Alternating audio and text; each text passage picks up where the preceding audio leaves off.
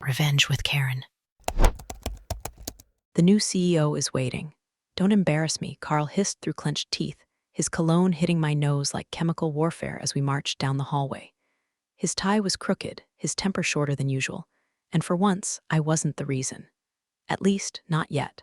I had walked in exactly 8 minutes late, not because I'd overslept, not because I was fixing my hair or sipping overpriced foam at the corner cafe. No, it stopped outside to hand my lunch, a decent turkey sandwich with homemade mayo, to a guy slumped on the back steps of the building. He was in worn coveralls, sweat streaking his temples, fiddling with a broken thermos. No ID badge, just tired eyes and cracked fingers. And something about that posture, shoulders hunched like the weight of the world had been on them too long, made me hand him the brown bag without thinking twice. Carl didn't see that part, just saw me enter the lobby late. And when Carl saw you late, it became the only thing you were, a mistake, a stain, a problem to be fixed or fired, depending on the mood HR was in. You better not screw this up, he grunted, stabbing the elevator button like it owed him money. You already cost us face by not being here when the meeting started. Cost us face. I resisted the eye roll. The only face Carl cared about was the one in his phone camera, rehearsing smirks for client Zooms while I fixed the spreadsheets he butchered. If you've ever felt like a background prop in your own job, you'll understand. I was the polite nod in the corner of every team photo, the one who just has a knack for paperwork, the one who stayed late, rechecked vendor codes, reworded legal blurbs, smoothed over emails Carl sent at 11 p.m. while wine drunk, and then watched him take credit again and again. Don't worry, this isn't another I found his Slack messages by accident confession. Nothing about this story is accidental. It's just years of swallowing everything. The backhanded compliments, the ignored ideas, the condescending Judith, can you pretty this up for the client? After he'd mangled the actual content. Anyway, if you're still with me, hey, take a second and tap that like button or hit subscribe. We don't ask much, but it really keeps the team going. And let's be honest, know you want to see how this ends. The elevator dinged and Carl barreled out, shoulders squared like he was storming Normandy. I followed, straightening my cardigan, smoothing my expression into the same non-threatening efficiency I'd perfected over the last 6 years. We entered the boardroom late, not fashionably, not charmingly, just late enough to matter. 12 heads turned. The CFO, the ops director, legal counsel, even Clara from HR with her always suspicious smile. Carl cleared his throat like a high school drama kid about to monologue. I scanned the room for a seat and froze. At the head of the table, flipping through a crisp blue folder, sat the man from the back steps.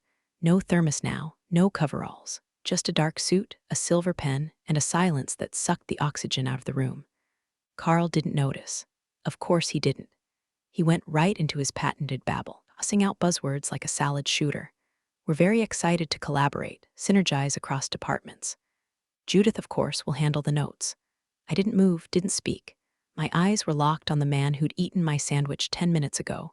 He looked up briefly, our eyes met, and he nodded, just once. A whisper rippled across the room as a name was introduced, but I barely heard it. My pulse was thudding too loud. Everyone, the CFO announced, this is Thomas Hale. As of this morning, he's our new CEO. Carl's mouth was still moving, but the rest of him froze, like a glitching hologram. The kind that doesn't realize it's about to be unplugged. And I sat quietly, pen in hand, dignity intact, watching the man who had been invisible step into full view, while the man who had always needed a spotlight had just lost his. Carl kept talking like he was auditioning for game show no one asked to watch, something about vertical integration and cross-departmental synergy. He gestured vaguely toward the whiteboard like he might summon a pie chart out of thin air. No one interrupted. No one helped him. The silence didn't agree with him. It was the kind of silence that ate through skin and bone. I sat at the edge of the oval conference table, hands folded neatly, not looking. Not obviously. But I knew exactly where he was, center seat, top of the food chain, man in the dark suit. The one who less than an hour ago had accepted a turkey sandwich from my hands like I was offering salvation. He hadn't said thank you. He hadn't needed to. Thomas Hale. The name finally landed like a thunderclap across my thoughts, yanking together half-forgotten snippets from old investor briefings and industry gossip. Hale Industries. Cleanup specialist. Turnaround genius. Boardroom surgeon with a smile like winter glass. Was the kind of man companies didn't hire unless something had gone very, very wrong. And now he was here. At our table. where Carl was currently gesturing in his direction like he was some guest consultant. Of course, we're excited to help Mr. Hale acclimate to the culture here, Carl was saying, like he personally owned the oxygen in the room. Our team leads have been instrumental in smoothing that process. Judith, for example, she handles all the nitty-gritty back-end stuff. Brilliant with the little details. Really frees me up for the big picture leadership. I didn't move nor twitch, but I could feel the burn of every eye flicking between me and the man at the head of the table. I was still processing the sheer absurdity of it. Not 20 minutes ago, he was hunched over broken plastic and lukewarm coffee outside our delivery dock. Now, CEO, he didn't say anything immediately. Just watched, calmly measuring. Carl kept going, unaware that the hole he was digging had already hit pipes. I make it a point to personally mentor staff, he added, flashing his teeth like that counted for something. It's how we maintain cohesion. Strong leadership, strong vision, you know. Thomas Hale finally set down his pen. The room stilled, like prey-catching scent of the predator. I appreciate the warm welcome, he said, voice smooth and unhurried. I'm particularly grateful to see how committed you are to team cohesion. That'll be important in the next few weeks. Carl smiled as if he'd just won something. Absolutely. Mr. Hale's eyes skimmed the table. And then, there it was, he looked at me. Only for a moment, a flicker. But the weight of it was immense. He wasn't smiling, but something in his expression said, I remember. And maybe, I saw you before they did. I gave the smallest nod I could manage. Not approval, not gratitude, just acknowledgement. I could practically feel Carl's ego ballooning beside me. You know, Mr. Hale, if there's anything you need, my door's always open, Carl said. And Judith will be happy to pull any reports or summaries you might require. She's our go-to for the paper trail stuff. Very by the book. Is that so? Mr. Hale asked, still looking directly at me. Not in a challenging way, not even surprised. Just taking inventory. Carl laughed. Oh, yes. I always say she's got the memory of a hard drive and the people skills of priest. Bless her heart, there it was. That passive-aggressive Ohio brand of sexism wrapped in a compliment and sprinkled with cinnamon condescension. Thomas Hale didn't react. He just flipped the folder shut. I'll be conducting departmental evaluations over the next few days, he said. No major changes yet, just observation. I'm sure I'll learn a lot. HR director cleared her throat like someone trying not to choke on a lie. Carl finally shut up, sensing, maybe for the first time, that he wasn't charming anyone, that his jokes were landing like bricks in a punch bowl, that something in the room had shifted and it wasn't in his favor. I sat motionless, but inside, my pulse was doing its own little tap dance. No one knew yet, not really, not the way I knew, because I'd seen the man before the title. I'd watched him accept kindness without flinching. And now he was watching too, not just the spreadsheets, not just the org charts, but the people, the choices, the rot. He was going to dig. And I, for once, wasn't the one with dirt on my hands. Thomas Hale didn't slam his fist or raise his voice. That wasn't his style. He wielded silence like a surgeon's scalpel, clean, deliberate, meant to cut without leaving a mess. Boardroom had been meandering through Carl's pet project presentation, a half-baked proposal dressed up in meaningless graphs and buzzwords. I'd seen him rehearse it the night before, pacing his office like a man possessed, tweaking phrases like disruptive pipeline leverage and vision-forward profitability. It meant nothing. It always meant nothing. But Carl had learned long ago that if you said it confidently enough, no one would question the scaffolding. Until today, Thomas waited until the last slide faded and the lights flickered back on. He didn't clap. He didn't nod. He simply reached into the leather folio beside him and pulled out a single sheet of paper, one I hadn't seen before, an org chart, but not the glossy, PR-polished one Carl kept framed in his office. This was skeletal, real, names and roles, dotted lines, who reported to whom, who held what power, who pretended. He placed it flat on the table in front of him, then turned it slowly until it faced us. And then, with the quiet precision of someone asking for cream in his coffee, he tapped Carl's picture. What exactly does this person do? The room froze. At first, I thought I'd imagined it, that maybe he meant the role, not the man. But he didn't look away. His finger rested firmly on Carl's smug corporate headshot, one where his tie was just slightly off-center and his eyes tried too hard to look important. Carl blinked, smiled, laughed, even too high-pitched. Well, I lead, he said, shifting in his chair. Department oversight, big picture execution, cross-functional alignment. I'm the strategic driver of. Thomas held up a single hand. I'm asking for clarity, not keywords. Carl's mouth opened, but nothing came out. He looked to the CFO, then HR. Ops. No one moved. No one made eye contact. A few blinks, one cough. It was like watching a magician reach into his hat and pull out nothing. I didn't speak, didn't twitch. I sat so still I could feel my pulse in my ears, because I knew what came next. For years, Carl had feasted on ambiguity, claimed credit for wins he barely understood, delegated disasters and called it empowerment. When he wasn't in meetings, he was thinking big. He was in meetings, he was too senior to be granular. Now he was naked. Thomas tilted his head. Let me ask differently. If this role were vacant tomorrow, what function would be interrupted? Carl's face was red now, too red, like a man slowly realizing he stepped into a room with no exits. Well, budget sign-offs, obviously, staff reviews, client escalation. I oversee the people who, that's management, Thomas said calmly. But what do you do? Silence that followed wasn't awkward. It was biblical, a storm cloud of stillness. Carl's fingers tapped the table. I could see the gloss of sweat forming at his temples. No one saved him, not because they hated him, though many did, but because they'd smelled it too, the shift, the change in pressure. This wasn't a drill.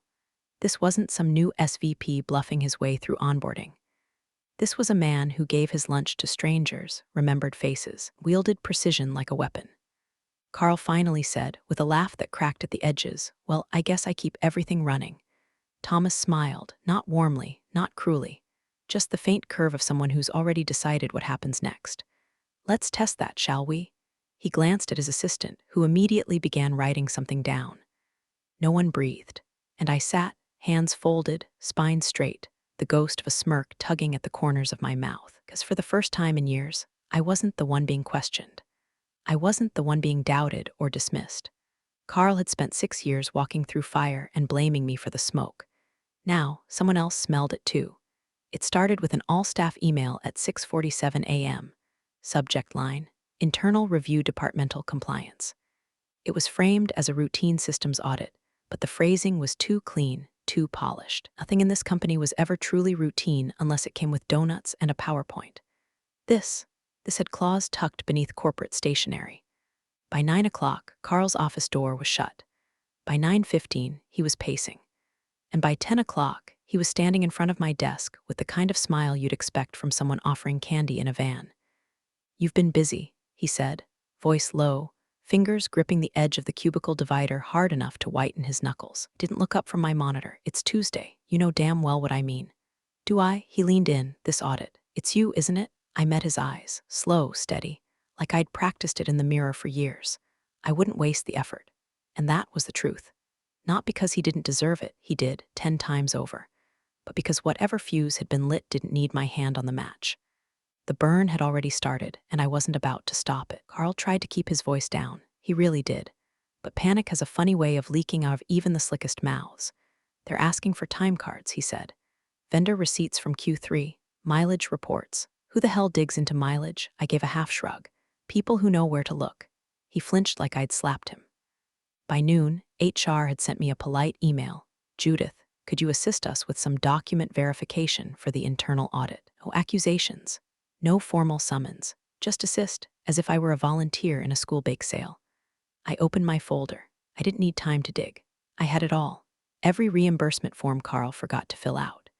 Every vendor code he mysteriously redirected to his buddy's consulting firm. Every half-assed expense labeled client engagement working lunch, which was just him buying 2 bourbons on the company card while I sat in the office rewriting proposals. Wanted attachments? They got them, timestamps. Email threads, my notes clean and dated, not a single comment, not a single opinion, just facts cold and lined up like soldiers.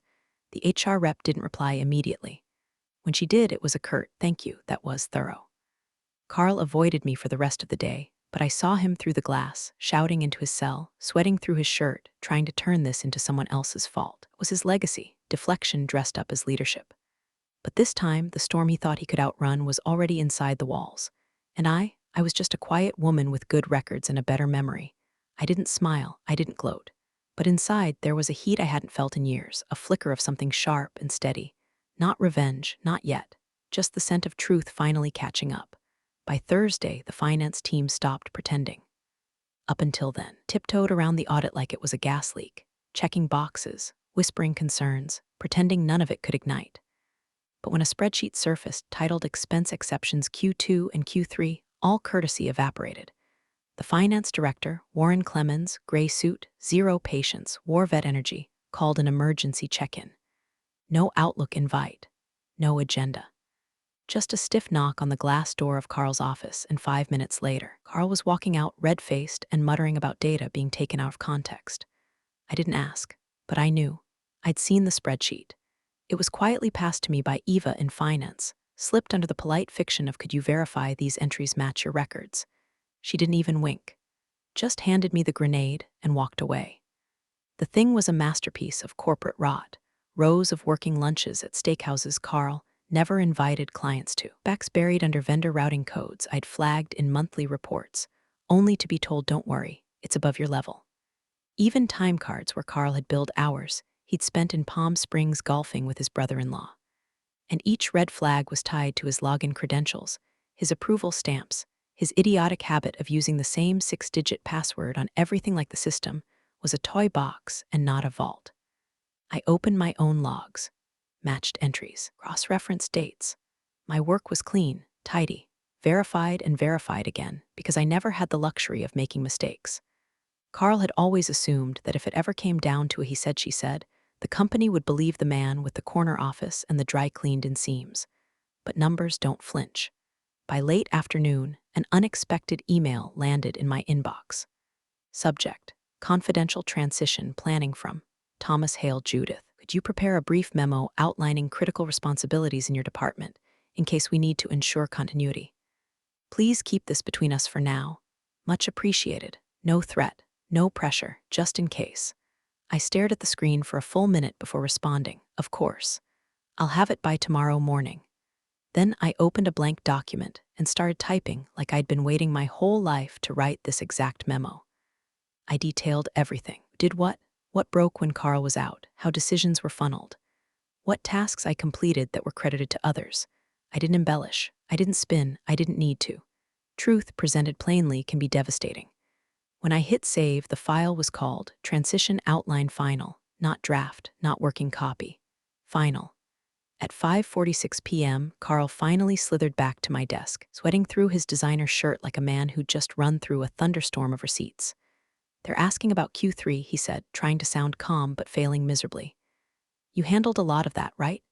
Vendor onboarding, reimbursement forms, just let them know that. I turned my chair, met his eyes. You signed off on every one of those yourself. Yeah, but you prepared them, he said, voice tight. No, I said quietly. I flagged them. You overrode me. Blinked. I let the silence hang. Let him chew on it. Let the knowledge settle that I'd kept every email, every rejection, every instance he waved away a risk like it was a mosquito. Carl's confidence cracked, and it was almost sad. But I wasn't there to comfort ghosts. I turned back to my screen. Behind me, he stood frozen a beat too long, then walked away without another word. And I felt that rare, strange flicker, something close to satisfaction. Not vengeance. Not yet. But the math was starting to balance. It's funny how quickly a ship turns when the rats smell smoke. By Monday, the same managers who used to nod politely at me in elevators, then promptly forget I existed, were suddenly lingering outside my cubicle with nervous smiles and compliments that tasted like overcooked oatmeal. Judith, I always said you were the glue around here. Judith, if you ever need anything, anything at all, my door's open. Even Barry from legal, who once referred to me as just the admin gal with strong opinions, brought me a coffee I didn't ask for. It was the wrong order, of course. He guessed I drank something simple, handed me a venti black like it was an olive branch and not a thinly veiled bribe. I accepted it, smiled, logged the time and date in a sticky note tucked under my keyboard labeled, when they changed their tune. The shift was subtle, but seismic. Carl was still technically in charge, still occupied the corner office, still barking into his phone, still CCing half the company in emails no one read. But the air around him had changed, lighter, like his authority had been scooped out and replaced with something hollow and rattling. Meetings started without him.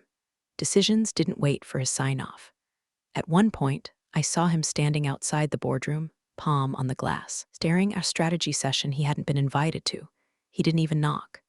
Just turned and walked away. And me, I kept my head down, completed the reports, sent the summaries, Did my job like I always had, only now the silence around me buzzed with curiosity. They didn't know what I was, not yet. A witness, a threat, a replacement, maybe all three. But I documented everything, every shift in tone, every sudden compliment, every casual "we should catch up sometime" from people who used to forget my name in client meetings. And I said nothing, because I didn't trust them, because I didn't need to.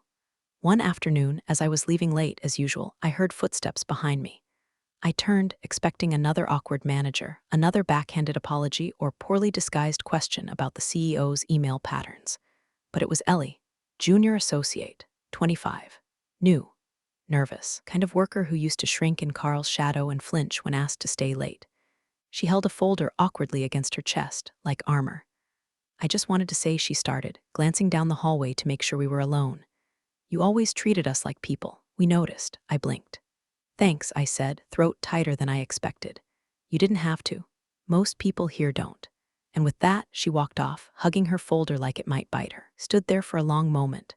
That simple sentence, "you always treated us like people," hit harder than anything I'd heard all week, because it wasn't just about me. It was about all the tiny kindnesses, the late-night coaching, the gently edited emails, the shield I'd built between the junior staff and Carl's bullshit. I'd done it instinctively, to protect them, to survive. But now, I had to ask myself something I'd avoided for too long. Was I supposed to keep surviving, or start leading? Because this company was shifting. The foundation cracked, the ceiling loose, and in the debris something new was trying to grow. Maybe, just maybe, I was part of it.